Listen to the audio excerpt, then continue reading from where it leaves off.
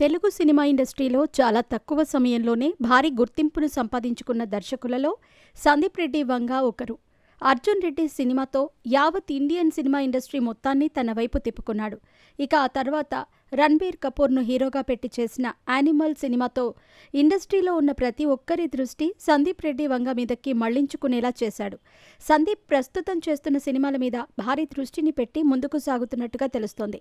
ప్రస్తుతం ఆయన ప్రభాస్తో స్పిరిట్ అనే సినిమా చేస్తున్నాడు. అయితే ఈ సినిమాతో ఎలాగైనా సరే ఇండస్ట్రీ హిట్ సాధించటమే లక్ష్యంగా పెట్టుకుని బరిలోకి దిగుతున్నట్టుగా తెలుస్తోంది.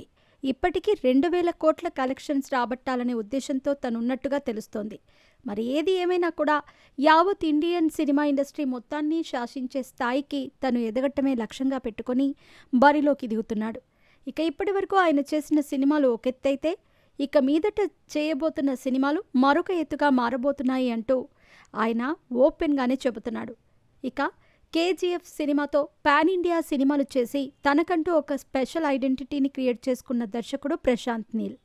ప్రభాస్తో సలార్ సినిమా చేసి ఇండస్ట్రీని షేక్ చేశాడు.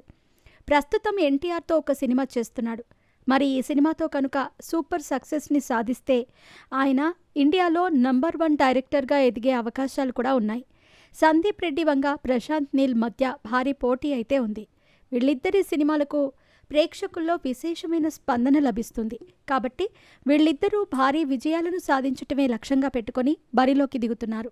మరి స్టార్ హీరోలతోనే సినిమాలు చేసుకుంటూ యావత్ ఇండియన్ సినిమా ఇండస్ట్రీ మొత్తాన్ని షేక్ చేయటాన్ని ఫిక్స్ అయినట్టుగా తెలుస్తోంది. అందువల్లే వీళ్ళ సినిమాలను ప్రేక్షకులు మనకు ఈజీగా అర్థమవుతుంది. ఇక వీళ్ళిద్దరికీ సపరేట్ స్టైల్ ఉండటం వల్ల వీళ్ళిద్దరి సినిమాలు చాలా ఫ్రెష్గా ఉండటమే కాకుండా ప్రేక్షకులను ఎంటర్టైన్ చేస్తూ ఉంటాయి. కాబట్టి వీళ్ళిద్దరిలో ఎవరు టాప్ డైరెక్టర్గా ఎదుగుతారు, ఎవరు ఇండియాని శాసించే స్థాయికి వెళతారు అనేది తెలియాలంటే మాత్రం మరికొద్ది రోజులు వెయిట్ చేయాల్సిందే. మీరేమంటారు? మీ అభిప్రాయాన్ని కూడా కామెంట్ రూపంలో తెలియచేయండి.